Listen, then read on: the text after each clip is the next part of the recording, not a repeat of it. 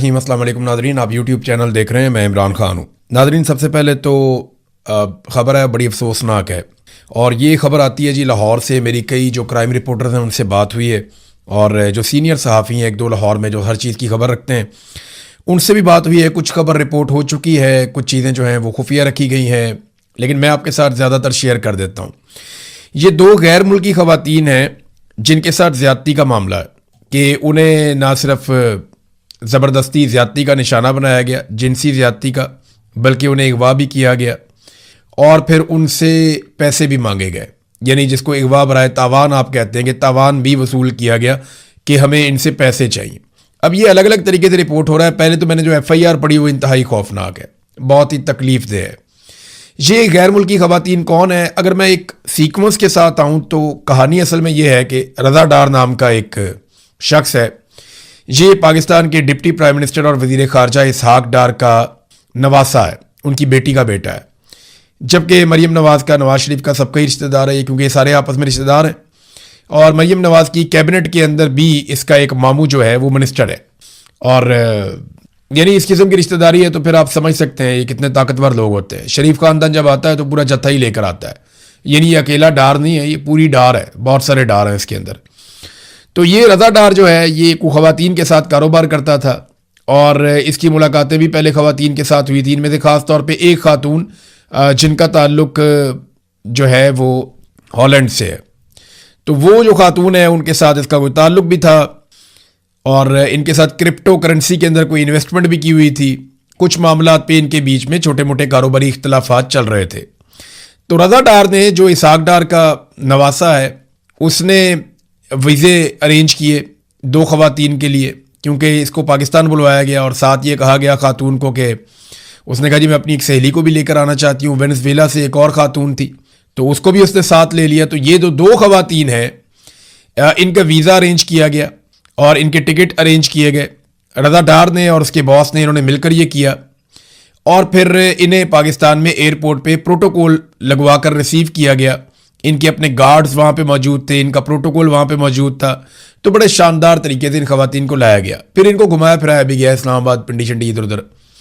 تو یہ خواتین کو شروع میں آئیڈیا تھا کہ شاید ٹھیک ہے، معاملہ ٹھیک چل رہے ہیں، لیکن اس کے بعد لین دین کے تنازع پر جو اب تک بات سمجھ آئی ہے، انہوں نے اغوا کر لیا ان خواتین کو، اور لے جا کے ان کو حبس بیجا میں رکھ لیا، انہیں یرغمال بنا لیا لاہور کے ایک گھر میں ڈی ایچ اے میں، اور نہ صرف انہیں یرغمال بنا لیا بلکہ وہاں پہ اور بندے بھی لے آئے، اور ان خواتین کے ساتھ جو ہے وہ جبری زیادتی کروائی گئی، جن میں سے ایک خاتون کے ساتھ 3 افراد نے جبری طور پہ زیادتی کی، زخمی بھی کیا، اور بہت نازیبہ، بہت ہی گھٹیا ہے وہ ایف آئی آر۔ اگر آپ پڑھیں تو یعنی میں وہ پڑھ کے سنا بھی نہیں سکتا، وہ بتا بھی نہیں سکتا، وہ اتنی گھٹیا ایف آئی آر ہے۔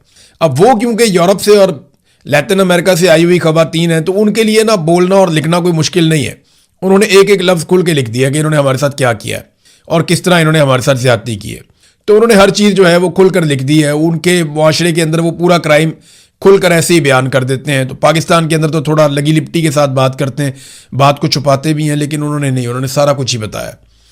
اور اس کے بعد جناب وہ خواتین کو کہا گیا کہ آپ $15 لاکھ وہ منگوائیں اور ہمیں دیں۔ اب یہ ایک طرح کا تاوان ہے کہ خواتین وہاں پہ حبس بیجا میں ہیں، ان کے ساتھ جنسی جبری طور پہ زیادتی ہو رہی ہے، اور ان کو دھمکایا جا رہا ہے، انہیں یہ کہا جا رہا ہے کہ تمہیں مار دیں گے، اور تمہارے جو آرگنز ہیں، جو تمہارے جسم کے اعضاء ہیں اندر سے، وہ نکال کے ہم بیچ دیں گے، ہم پیسہ پورا کر لیں گے۔ اور دھمکایا بھی بہت گیا خواتین کو، انہوں نے سارا کچھ بتایا اس ایف آئی آر کے، تو بڑی خوفناک ایف آئی آر ہے۔ پھر جناب ان کے والدین سے رابطہ کروایا گیا خواتین کا کہ $15 لاکھ کا ارینجمنٹ کیا جائے، $1.5 ملین، اور وہ دیا جائے رضا ڈار کو اور اس کے باس کو، ان لوگوں کو۔ اب یہ جو خاتون کے والدین ہیں انہوں نے رابطہ کیا، پھر امبیسی کے ساتھ رابطہ کیا گیا۔ اب میری انفارمیشن کے مطابق پولیس نے فوری طور پہ کارروائی نہیں کی، یہ بعد میں مریم نواز نے اور ان کے لوگوں نے ڈرامہ کر دیا، 2 گھنٹے کے اندر کارروائی کر لی، بازیاب کروا لیا، بندے پکڑ لیے، یہ سب جھوٹ ہے۔ پہلے کچھ بھی نہیں ہو رہا تھا، لیکن پھر اس کے بعد جب امبیسی انوالو ہوتی ہے تو پھر ایجنسیاں بھی انوالو ہوتی ہیں، اور وہ ہر طرف جہاں جہاں ان کا ہاتھ پڑتا ہے، امبیسی نے پھر آگاہ کیا، ان کے اپنے چینلز ہوتے ہیں باقاعدہ، تو وہاں جب انہوں نے بتایا تو فوری طور پہ سسٹم ایکٹیویٹ ہو گیا۔ پھر پنجاب حکومت کو ڈنڈا آیا، فوری طور پہ پولیس نے جا کے بازیابی کروائی، خواتین کو بازیاب کروایا گیا وہاں سے، اور ملزمان کو گرفتار کر لیا گیا۔ اب یہ جو رضا ڈار ہے، یہ جو اسحاق ڈار کا نواسا ہے، بہت قریبی رشتہ دار ہے، یہ پکڑا گیا اور باقی ملزمان بھی پکڑے گئے ہیں اور خواتین برآمد ہو چکی ہیں، ان کا میڈیکل کروایا جا چکا ہے اور میڈیکل کروانے کے بعد انہیں جمعے والے دن یعنی آج کے دن واپس ان کے ملک میں روانہ کر دیا جائے گا۔ اور معاملہ جو ہے وہ کاروباری تھا، کیونکہ دیکھیں نا، اسحاق ڈار کا خاندان پوری دنیا میں انویسٹمنٹ کرتا ہے، اس کے بیٹے بھی باہر انویسٹمنٹ کرتے ہیں، اسحاق ڈار بھی باہر انویسٹمنٹ کرتا ہے، نواز شریف بھی کرتا ہے، نواز شریف کے بیٹے بھی کرتے ہیں، سارا خاندان پاکستان سے باہر انویسٹمنٹ کرتا ہے۔ حالانکہ یہ جا کے پاکستانیوں کو یہ کہتا ہے اسحاق ڈار کہ آپ محب وطن ہونے کا ثبوت دیں اور اپنا پیسہ پاکستان میں لے کر جائیں، لیکن اس کا نواسہ پاکستان سے باہر انویسٹمنٹ کر رہا تھا۔ تو اسحاق ڈار کے نواسے نے پاکستان میں سرمایہ کاری لانے کا ایک نیا طریقہ ڈھونڈا کہ عورتوں کو لے کر آؤ، انہیں اغوا کرو، پھر ان کا تاوان منگواؤ، تو یہ ایک طرح کی سرمایہ کاری ہے، اس طرح اب یہ ڈالر پاکستان میں لے کر آئیں گے۔ شرم بھی نہیں آتی انہیں، بالکل شرم نہیں آتے، اپنے اختیارات کا ہمیشہ ناجائز استعمال کرتے چلے آئے، ہمیشہ کیا ہے انہوں نے۔ میں خبریں لا کر دیتا تھا ایک دور میں ان کے بارے میں، بہت ساری اس خاندان کے بارے میں، لیکن میڈیا چھاپتا ہی نہیں تھا، یعنی مجھے باقاعدہ لکھ کر دے دیا جاتا تھا ادارے کی جانب سے کہ ناٹ ریکوائرڈ، کہ یہ خبر ہم چھاپ ہی نہیں سکتے۔ تب سوشل میڈیا اتنا نہیں تھا تو خبریں چلتی نہیں تھیں، مافیا کی طرح یہ خاندان ڈیل کرتا ہے۔ بہرحال وہ خواتین آج واپس چلی جائیں گی، ان کا میڈیکل بھی ہو گیا، سارے ثبوت جو ہے وہ اکٹھے کر لیے گئے، لیکن کچھ سینئر پولیس اہلکاروں سے جب بات ہوئی، کچھ کرائم رپورٹرز کی، تو ان کو اندازہ ہوا کہ بہت دباؤ ہے، جو ملزم ہے اسے بڑے پروٹوکول کے ساتھ رکھا گیا ہے اور وی وی آئی پی قسم کا پروٹوکول اسے دیا جا رہا ہے، اسے ہر طرح کی سہولت دی جا رہی ہے اور یہ کہا جا رہا ہے کہ 2-4-5 دن کی بات ہے، معاملہ ٹھنڈا ہو جائے گا، تم گھر چلے جاؤ گے۔ جج آصف کا بیٹا 2 خواتین کو سڑک پہ قتل کر کے گھر چلا گیا، تو یہ بھی گھر چلے جائیں گے، اس میں کون سا کوئی بہت بڑا پرابلم ہے؟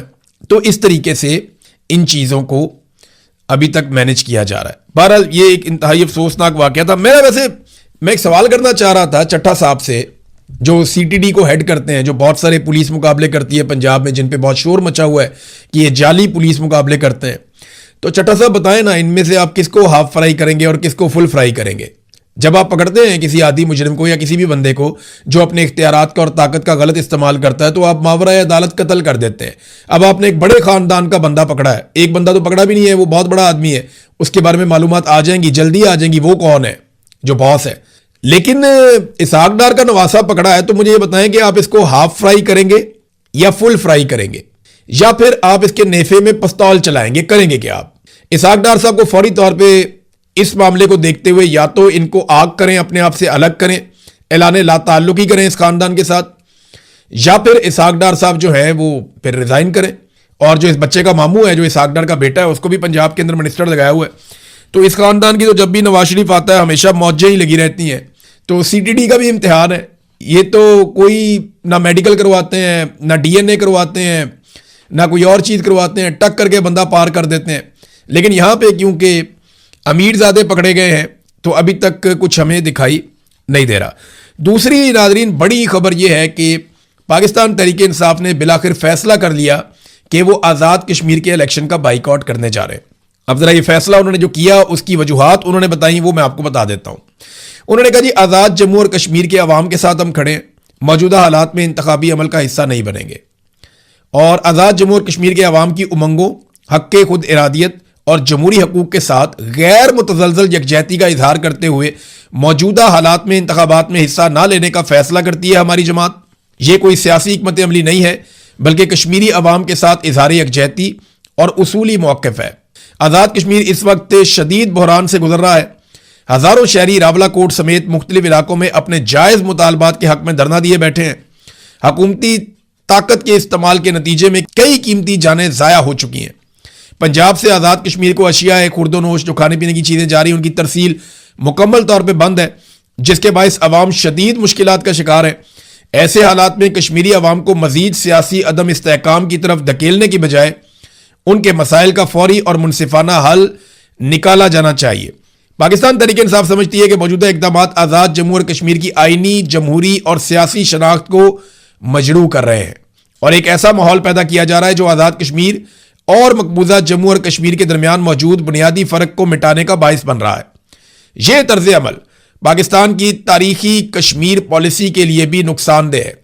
جب کشمیری عوام خود احتجاج پر ہوں، ان کی نمائندہ آوازوں کو دبایا جا رہا ہو، سیاسی کارکنوں کے خلاف کارروائیاں ہو رہی ہوں، قیادت کو گرفتار کیا جا رہا ہو، میڈیا پر قدغنیں ہوں اور اظہار رائے کی آزادی محدود کر دی گئی ہو، تو ایسے ماحول میں انتخابی عمل اپنی ساکھ اور मानियत खो देता है, यानी कोई मानी नहीं है इस इलेक्शन को करवाने में।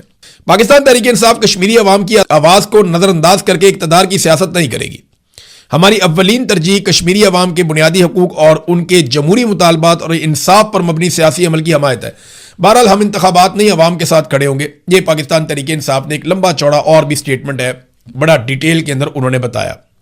देखिए, जो तहरीक इंसाफ का फैसला है उसको एक तबका बहुत ज्यादा सराह रहा है, वो कह रहे हैं जी बिल्कुल बहुत अच्छा किया है, और एक तबका कह रहा है कि जी ऐसा नहीं करना चाहिए था। जो लोग कह रहे हैं अच्छा किया, उनके आर्गुमेंट ये है कि हुकूमत तो वैसे भी पाकिस्तान तहरीक इंसाफ को इन्होंने कभी भी नहीं बनाकर देनी थी। नंबर 2, ये इंतहाई मुतनाज़े इलेक्शन है जो होने से पहले ही बहुत सारे तनाज़ात में फंस गए हैं। नंबर 3 ये है कि कश्मीरी अवाम इस वक्त इलेक्शन के लिए तैयार नहीं है, वहां पे जुल्म और जबर हो रहा है और इलेक्शन के नाम के ऊपर चीजों को नॉर्मलाइज करने की कोशिश की जाएगी। और अगर पाकिस्तान तहरीक इंसाफ जैसी बड़ी जमात अपने आप को इलेक्शन से बाहर करती है तो पूरे के पूरे इलेक्शन और उसके सिस्टम के ऊपर एक सवालिया निशान खड़ा हो जाएगा। तो एक तरफ तो लोग ये कह रहे हैं कि कश्मीरियों के साथ खड़े होना चाहिए और इक़्तिदार की सियासत नहीं करनी चाहिए। जो लोग कहते हैं कि इलेक्शन लड़ना चाहिए पाकिस्तान तहरीक इंसाफ को, वो ये कहते हैं कि इमरान खान साहब खुद कह चुके हैं कि किसी भी इलेक्शन का कभी भी सियासी जमात को बाइकआउट नहीं करना चाहिए। नंबर 2, उनका आर्गुमेंट यह है कि अवामी नुमाइंदगी बिल्कुल सिफर हो जाएगी अगर पाकिस्तान तहरीक इंसाफ इलेक्शन से बिल्कुल बाहर हो जाती है, तो जो 4 सीटें उन्होंने जीतनी है वो भी उन्हें नहीं मिलेंगी और उन जमातों को मिल जाएगी, या फ्री हैंड मिल जाएगा उन जमातों को जो इक़्तिदार पे कब्जा करना चाहते हैं। तो ये इस किस्म की जो है वो दूसरी तरफ की आवाज है। तो मेरे ख्याल में दोनों लोगों की बात में लॉजिक है, तो वक्त साबित करेगा कि फैसला ठीक था या गलत था। लेकिन मेरे ख्याल में इन इंतखाबात के ऊपर एक बहुत बड़ा सवालिया निशान लग गया है। तो अब इलेक्शन पे पैसे ज़ाया करने की बजाय ना आसिफ अली जरदारी, नवाज शरीफ, फजल रहमान और अलीम खान, ये 4 बंदे बैठे और आपस में सीटें तकसीम कर लें। वो मुस्लिम कॉन्फ्रेंस वाले को भी बिठा लें साथ, तो आपस में सीटें तकसीम कर लेंगे, ये तेरी, ये मेरी, ये तेरी, ये मेरी, और अपने वजारतें और वजारत आला और ये सारा तकसीम कर लें। इतना पैसा क्यों खर्च करना है इलेक्शन पे, जब पूरा का पूरा इलेक्शन एक ही जमात लड़ रही है, सारे एक जमात हैं, यानी IPP भी वही है, पीपल्स पार्टी भी वही है, PMLN भी वही है, तो फजल रहमान भी वही है।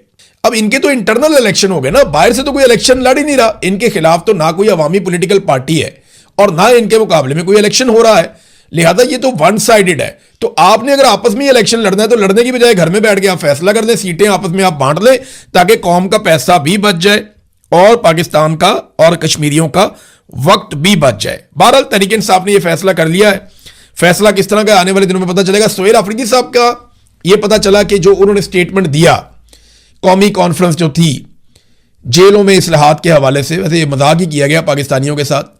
चीफ जस्टिस ऑफ पाकिस्तान को थोड़ा सोचना चाहिए था और कॉन्फ्रेंस करवाने वालों को शर्म आनी चाहिए थी कि क्या करने जा रहे हैं वो। यानी कोई पाकिस्तान में जेलों की हालत है जो आप इस्लाहात की बात कर रहे हैं। सबसे बड़ा कैदी पाकिस्तान का इमरान खान है जो साबिक वजीर आजम है और पाकिस्तान का मकबूल तरीन रहनुमा, जिसको सबसे ज्यादा लोगों ने जेल में होने के बावजूद वोट दिए।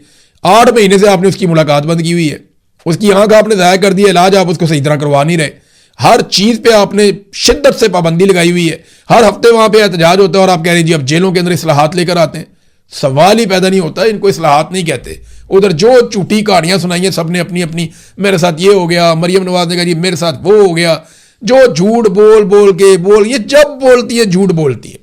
मरियम नवाज का ट्रैक रिकॉर्ड है, मैंने अपनी जिंदगी में किसी खातून को इतना झूठ बोलता हुआ नहीं देखा जितना मैंने मरियम नवाज को बोलते हुए देखा, और इस कॉन्फिडेंस के साथ मैंने कभी किसी खातून को झूठ बोलते हुए नहीं। खवातीन झूठ बोलती है ना, पकड़ी जाती है नॉर्मली, लेकिन ये इतने कॉन्फिडेंस से झूठ बोलती है कि मेरी बरतानिया तो क्या पाकिस्तान में भी कोई प्रॉपर्टी नहीं है, लंदन तो क्या पाकिस्तान में भी कोई प्रॉपर्टी नहीं है, उसकी कहां प्रॉपर्टियां निकल के आ गई। आप देखें कैसा झूठ टका के बोला था।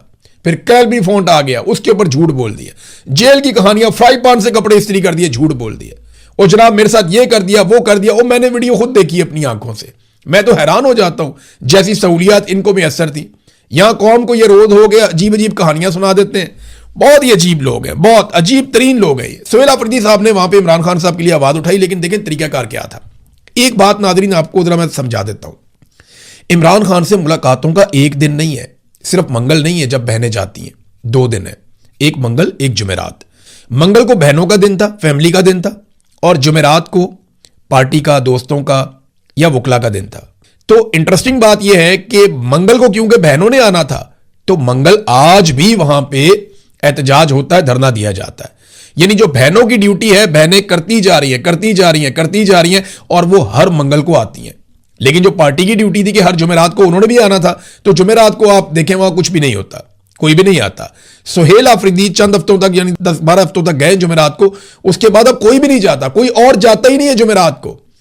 یعنی آج جو لوگ یہ کہتے ہیں کہ عمران خان کی بہنیں عمران خان کے ساتھ وفادار نہیں ہیں یا وہ خرابی پیدا کر رہی ہیں, وہ صرف ایک بات سوچیں کہ بہنوں کے دن پہ بہنیں پہنچتی ہیں منگل والے دن, لیکن پارٹی کے دن پہ پارٹی نہیں پہنچ رہی اب جمعرات والے دن, یا باقی لوگ نہیں پہنچ رہے اب جمعرات والے دن. تو جمعرات والے دن ہی یہ کانفرنس ہو رہی تھی نا, قومی کانفرنس.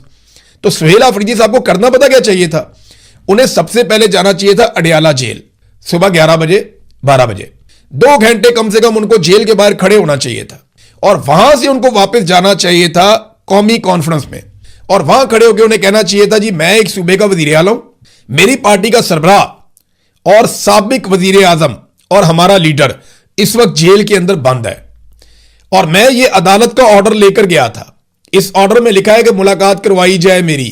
تو چیف جسٹس صاحب میں آپ کو بتانے آیا ہوں کہ میں وہاں 2 گھنٹے آج بھی کھڑا ہو کے آیا ہوں, اور لگ بھگ 2 درجن مرتبہ میں پہلے بھی جا چکا ہوں, 21 مرتبہ تو میں گیا ہوں وہاں پہ, لیکن اس کے باوجود میری عمران خان صاحب سے ملاقات نہیں کروائی گئی. تو جیل اصلاحات تو بعد کی بات ہے, پہلے آپ میری ملاقات کا حکم جاری کریں.